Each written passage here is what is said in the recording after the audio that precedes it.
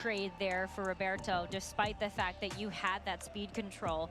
But again, going into this game number 2, I think there can be some adjustments from Roberto, just knowing the knowledge that he has now of how some of the Pokemon on Yosuke's side are trained. I mean, the fact that also you know your Kyogre is faster than the opposing Kyogre and the Venusaur outside of Sun is huge. That is huge, but the Kyogre, it never went for Thunder once in any of those turns, so you may not even want to opt into that Kyogre battle when you have a Regieleki sitting, waiting in the back that can actually handle the Kyogre much better than your own.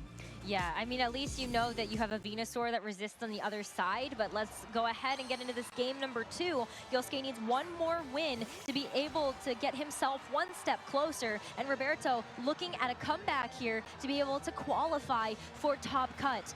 We will see the Indeedee to start things off with the Psychic Surge as well, but next to that Shadow Rider Calyrex, it's kind of a big switch up here for Roberto. That's a huge switch up, especially because of the Psychic terrain. If Roberto decides to click Psyshock again, obviously instead of the Astral Barrage that will not hit the Porygon, it's going to do even more damage from Psychic terrain, so that could be the option. And it doesn't look like there's there is no Incineroar, right? That would be able to one-hit KO the Calyrex in response to its hit there. You can try to, you have to worry about Venusaur with Sleep Powders, and you have to worry about the age-old switch in my Sunsetter for Venusaur to get the Chlorophyll boost, because that's obviously still, still an option for Yosuke.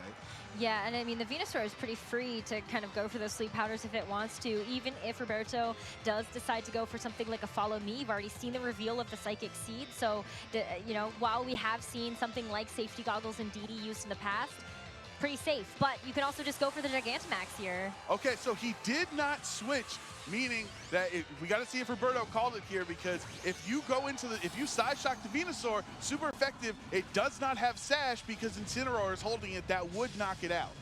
Yeah, it potentially could. I mean, it's going to be a lot of damage, and Psyshock is one of those weird moves because despite it being a special attack, you actually use the target's defense here, and the Helping Hand on top of this. Let's see exactly what this Calyrex decides to go for. It's Expanding Force. That's a massive amount of damage, and that is certainly one that can be boosted by the Psychic Terrain. Yeah, Expanding Force doing more damage while Psychic Terrain is on the field. Then you got the Psychic Terrain boost.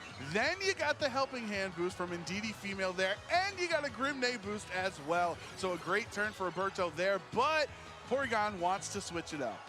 Yeah, I mean, that Trick Room, I don't know if I think you take that trade, though. Roberto has already neutralized a huge threat on Yosuke's side in that Dynamax, and so now if you can get through the turns of Trick Room, you might be able to, withstand enough to go for a Dynamax of your own. Absolutely, you take that trade if you got rid of the Venusaur. We've seen so many times in VGC how Venusaur and Charizard as G-Max attackers kind of act as pseudo restricted Pokemon with how strong they are, so he got rid of his Dynamax without even getting an attack off. And we probably should have suspected that Kyogre on Yosuke's side was trained a little slower, since it does have the Porygon 2 and Incineroar Torkoal on the team. You would likely think Trick Room would be much more of an option available to Yosuke's side. So now that you have Trick Room up for the next couple of turns, those slower Pokemon like the Porygon and this Kyogre are going to be moving first. And if you click Water Spout, the Follow Me cannot redirect that away. No, definitely can't redirect some spread moves, but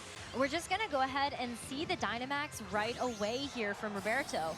Knowing that that Venusaur is out of the way, you've got the Shadow Rider Calyrex on the field, and that might be enough sustain to be able to get you through these turns of Trick Room. Shadow Rider Calyrex is not the bulkiest of Pokemon, and you have seen that Yosuke's Kyogre might be just a little bit bulky, but the Recover as well, you're letting this Porygon 2 get set up a bit. Yeah, and the double HP might actually be pretty important as well for the Calyrex to actually endure one of these hits from Kyogre. Water Spout doing less damage. Yeah, that is going to do a little bit less, and the Max Mindstorm to be able to follow that up. And I think that Shadow Rider Calyrex is going to be super happy about that. That is now a second Grim Neigh boost that it is going to be able to collect. And Roberto just kind of quickly running away with things. This is what we expect out of a team that is labeled as hyper offense. Exactly. This is hyper offense. This is what Calyrex Shadow Rider does. Yosuke does reveal that Torkoal was the 4th Pokemon in this match. So he did have the option of doing the cheeky switch in Sun and go for Sleep Powder, but he decided not to. Calyrex, we always mention, can steamroll games. The hardest thing is to get that first Grimnay boost. Then the second and the third and the fourth come by so much faster once you get that first one.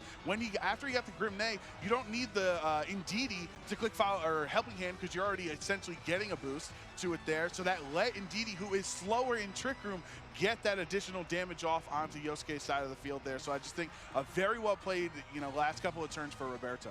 Well, Indeedee's going to go for a protect as well, and I think this is just one of the mind games that you can expect when you do have something like the Indeedee.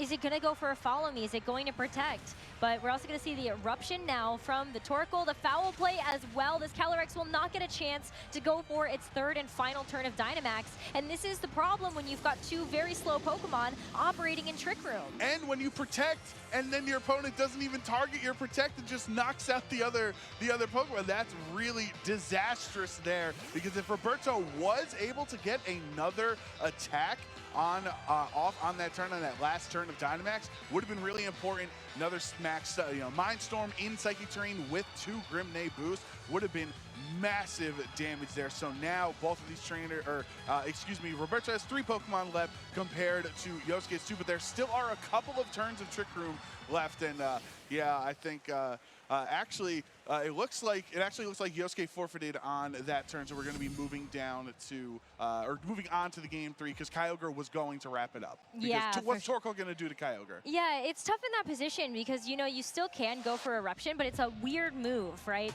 So just to fill in maybe some of the viewers that are not as familiar with it, while it does have a fairly high base power, the base power does decrease. It's basically like Water Spout but fire type. Exactly. And so it's still going to do that,